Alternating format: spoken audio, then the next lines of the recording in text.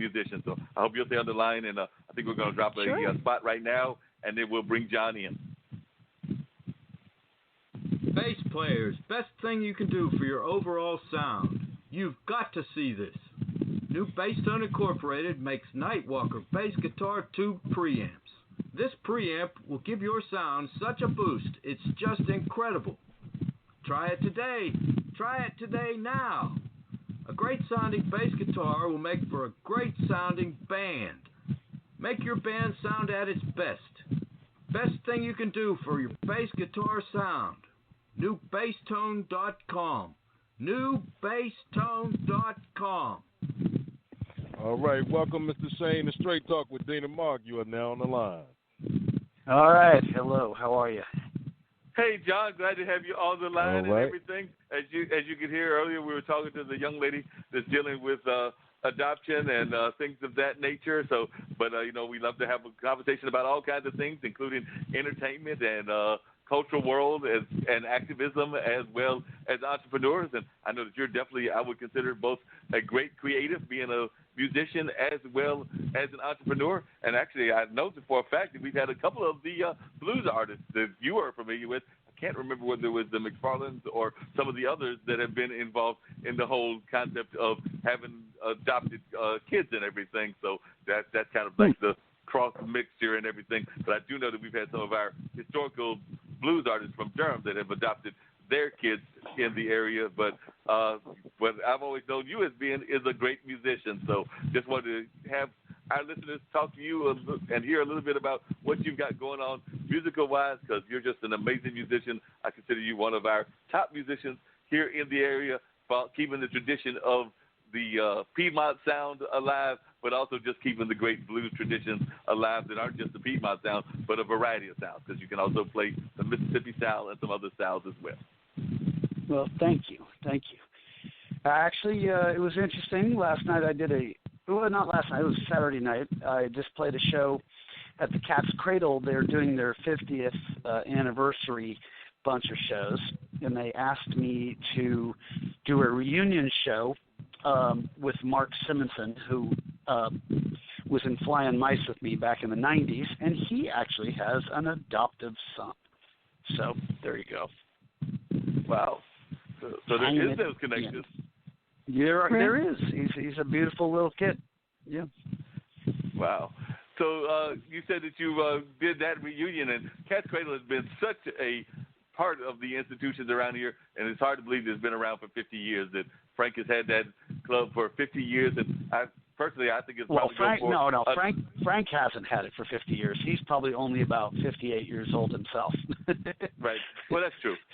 That's right.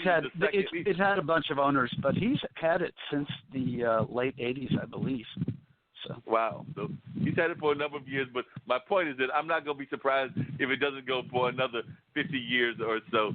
So, Jon, as long as I've known you, I've never asked you what got you into blues music. Like I said, I know that you're definitely very much into it, a student of it, not just a musician yourself, but also a student of the art form. So what got you into being such a student of blues music, as well as just roots music in general? Because I can't stick you. I mean, I love blues. I know you love blues. I can't stick you only in the blues category, because you do a lot of music that some people would call it folk. Some people would call it country. Yeah, I do all sorts of stuff, but the blues is always kind of at the center of it. When I started off, listening to music and playing guitar, I lived in Massachusetts my first 18 years, and I didn't know folk music from anything at that time. All we grew up listening to was rock and roll. My dad was kind of the first generation to have rock and roll, so his bands that he listened to were, Chuck Berry and Buddy Holly, and he loved the Stax Volt stuff like Otis Redding, and he loved the Motown stuff. So that's what I grew up listening to, was like what they called the golden oldies before they had the genre classic rock. It was the golden oldies. And they did not have country music on the radio where I grew up. That was kind of considered Southern stuff, I think. And so it was really just this rock and doo-wop stuff.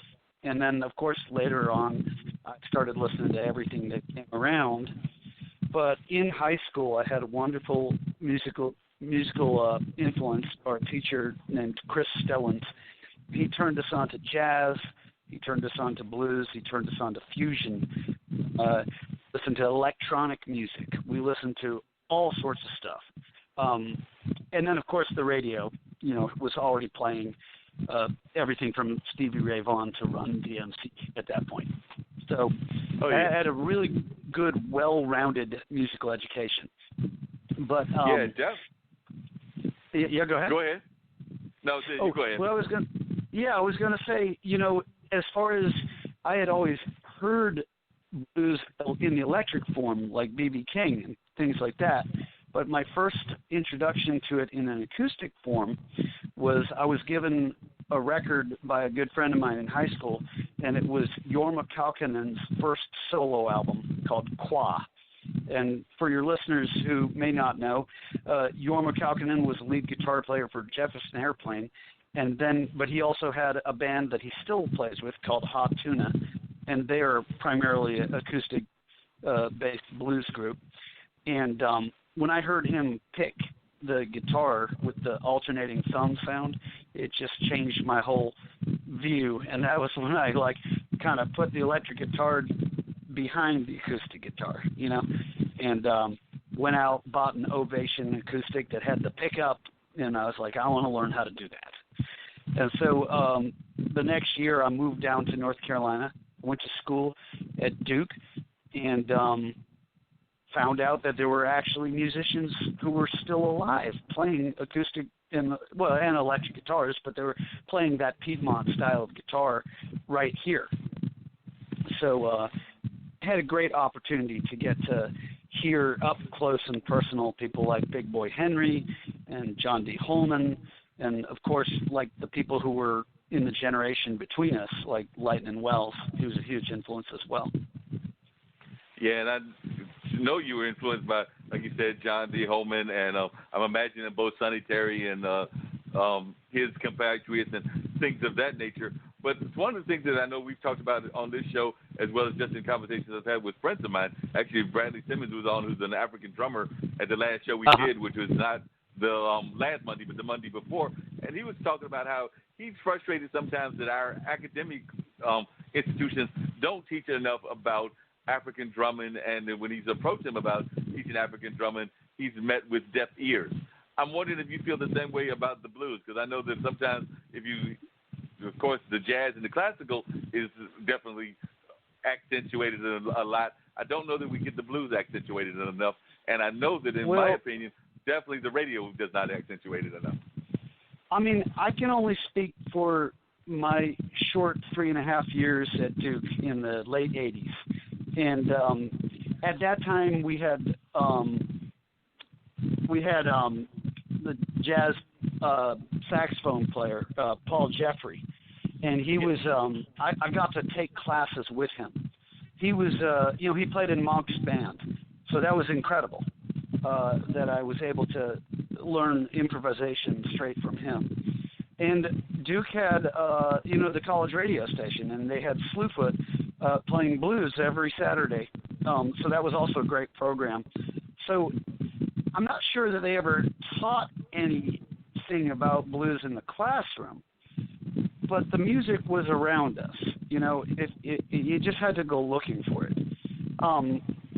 Interestingly, I did for a little while want to combine my academic interests with the musical interests, and I was a history major, and my junior year I took a class with what was this professor's name? I can see his face in my mind, but he was it was an African American history class, and I did my term paper on blues in Durham from the 1930s and 40s. And I did some interviews for that, and I've actually donated those tapes to the North Carolina collection, the folk collection that they have over there in the library. But Glenn Henson, who you may know as folklorist, he put me in touch with some people. And I thought I might do more work with that kind of thing. And so I tried to do a senior term, what do they call those, not much of an academic anymore, but it was going to be a independent study, and it was going to be involved with a film that they were making at UNC on blues in the Triangle in the 1920s and 30s. And I could not get a single professor to take me on as my advisor. In fact, one of them said to me, "Jon, you should just play the blues instead of studying it." And wow. I was like, yeah, I just kind of, at that point, I got pretty frustrated, and I decided I would finish my coursework as quickly as possible. So I went to summer school, and I just took the classes that I could to graduate. I got done, and then I just went into the music world. And you've been in the music world now for a number of years. What do you consider one of your most favorite concerts that you've done? Because you've done so many. You played around with some of the greats from definitely in our local scene, but also nationally and internationally. So if somebody had to ask you your two or three favorite concerts that you were able to perform with, like a famous artist or somebody, or a concert that you just enjoyed. It might be a concert that you did on your own. Yeah. I mean, it's really hard to pick any one or two because there have been so many concerts that were memorable to me. The one that sticks out in my mind is it was a very small private affair, but when Jackson Browne was given an award at Duke, they asked me to play music at his award dinner for him and like 40 guests, and then Jackson came up and joined us on stage. So oh wow, that was pretty cool. Getting to play with Jackson Browne was cool. We also did a show where I sat in with Ian Anderson from Jethro Tull. That was at the Carolina Theater. And over the years, I've just been blessed. I've been able to play with a lot of my heroes. I've gotten to jam on stage with Jorma Kaukonen. I've had John Hammond in my house playing guitar with me. So I mean, it's hard to pick just one of these great artists. Yeah, you've been fortunate to perform with a lot of great artists, and of course, for a long time, you were part of the North Carolina music community and the music scene here in North Carolina. And recently, there's been conversation among some of our North Carolina artists about the feel that they're not getting paid enough and not being supported enough. And I was just wondering if you've been following that conversation at all, and is that something that you think that we need to have more of? Because I know Monica Burns, who is an author here in the area, has been going in front of the city council basically trying to create like a grant that would help support our artists that are out there. Like I said, she's a national author, and then but she's had all kinds of people. She's had playwrights, she's had musicians, she's had different people come up in part of this conversation that they're having at the city, with the city council and the cultural advisory board, because they felt that whether it's Centerfest or whether it's some of our other festivals, they're not necessarily paying the artists enough, and they would also like to find ways that the artists can actually make a living wage and be able to thrive. So, my take on that, and I'm going to sound like some kind of socialist here, but my take on it is that it is an echo of our larger society at large, because what we see across all industries in the United States is a growing separation of the incredibly wealthy and the people who are considered expendable. And the minimum wage hasn't moved in 15 years or something. Well, something like that. If you're a local musician, never mind here, I mean, it might be in New York City, you're still getting like $75 to $100 a man a night, and we were making that in 1990. Now, I shouldn't say we, because I've been lucky. I've kind of priced myself out of it, finally, getting to where I play ticketed shows. But my point is that the musicians who play at DPAC, people are willing to pay $250 or $300 for a ticket to see these shows. And so people, it's like on the top end of things, They're making more money than they ever made.